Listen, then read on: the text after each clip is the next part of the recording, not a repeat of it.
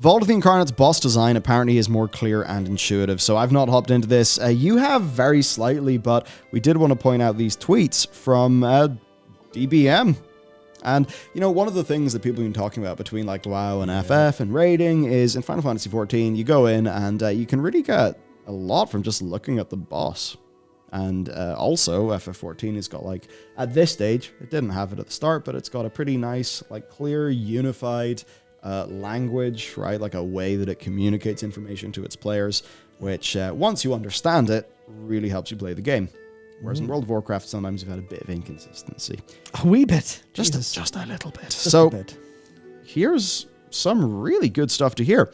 Can't emphasize enough how good the boss visuals are in the first Dragonflight raid. I'm watching people go there with no mods, still easily doing fights off visual cues alone.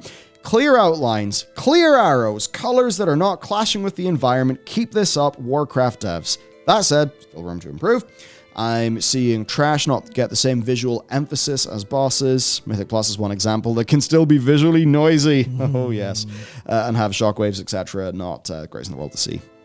But anyway, point basically is, apparently, we are entering an era of a maybe slightly more unified and sensible, I don't know, just way of communicating fight information.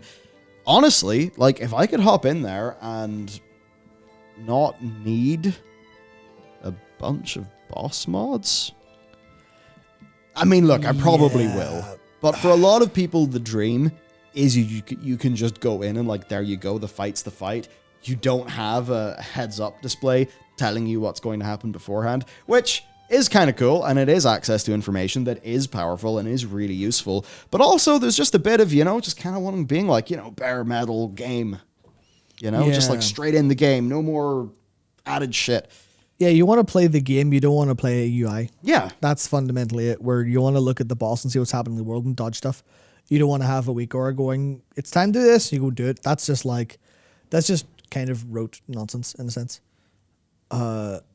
Based on my very limited testing, because do you want to know when they tested most of the normal and heroics fights? Either they delayed them and then I forgot they were rescheduled, or around now or Friday evening, which is very helpful for us trying to figure it out. But based on my actual experience, it is, it's a lot better.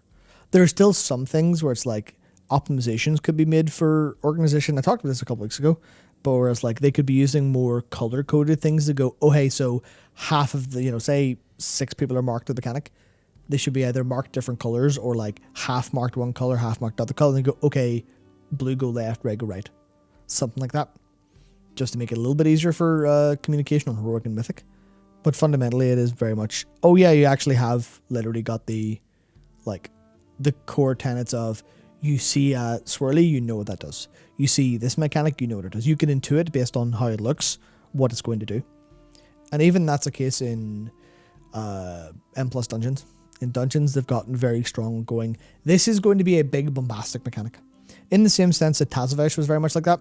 But the Tazavesh bosses were, a couple were a wee bit kind of awkward, like the post room, where it wasn't hard to see them, but it wasn't super obvious that this was the thing you had to deal with immediately or how to deal with it, because sometimes it's even like super hard to distinguish at a glance. And I mean at a glance, I don't mean when you're looking at it like very close, going, what's that? Oh, I can see a difference now.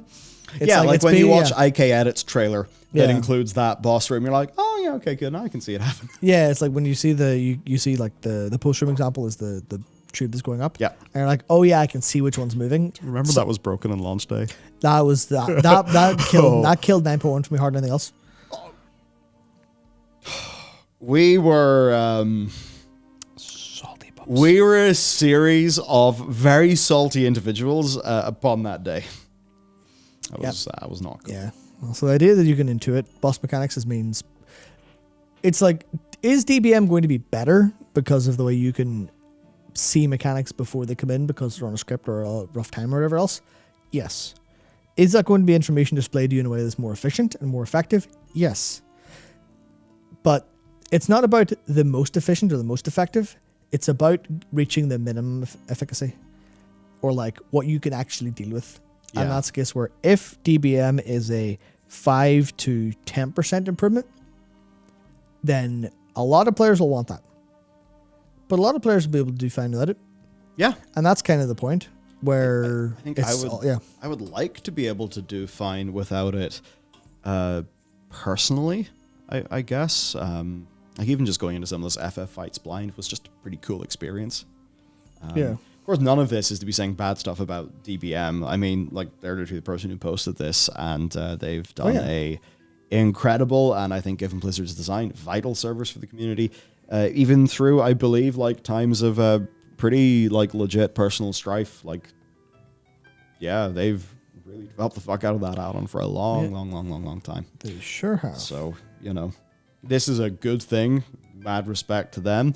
And, you know, I think there's a time where, to a lot of people, like maybe me too, sometimes the timer, it's less there for an informational advantage, and it's perhaps a bit more there because I don't really, I'll be real with you, I don't look at that shit.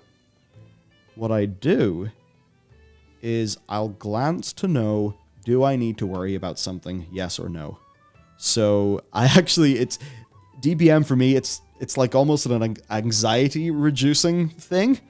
Rather than I am doing this to perfectly optimize everything thing. Yeah, well, it's a subtle difference. Yeah, so that's the thing, right? Where that's because of a deficiency in how they usually do things, right? So to use FF as an example, you never really get something that's dropped on you all of a sudden. Sometimes in like Extremes and Savage, you'll have to like, you'll need to know how to deal with the mechanic. You won't be able to just do it and go, oh, I can intuit how to do, like, as an example, Barbarich's Mario Kart. You're not going to be able to just go, oh yeah, I understand how to do this. It's called Mario Kart because everyone grips up and drifts around in a circle as things fall behind them. But it's this idea of it's about like the coming up. It's coming up where a lot of World of Warcraft casts are pretty short, and mechanics are like, and they're resolving in like 3 seconds. You go, oh, what's happening?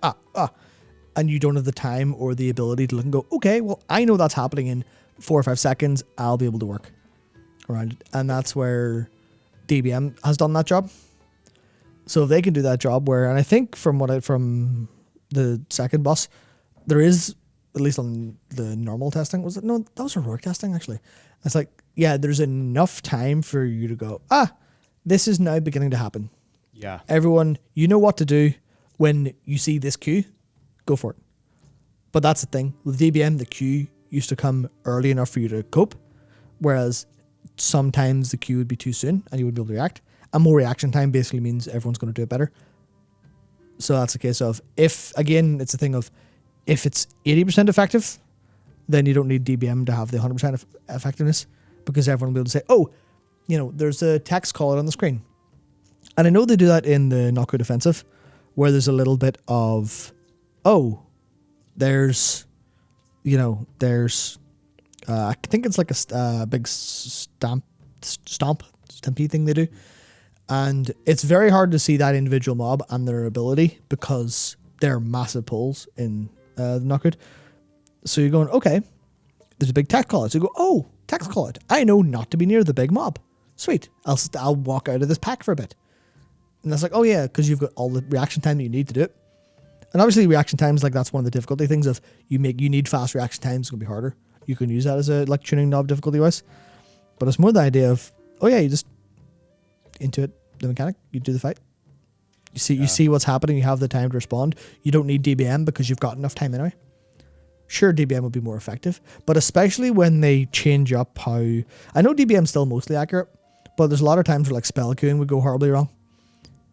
Especially like, I get the example I always go back to is the worst example of it all, which was Mythic Stone Legion Generals, where it was just, why is this boss not doing what it's supposed to be doing according to the way the fight's designed?